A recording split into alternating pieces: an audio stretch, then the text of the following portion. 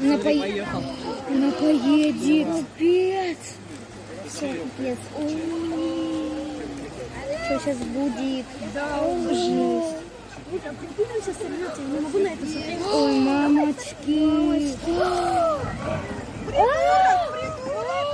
Господи,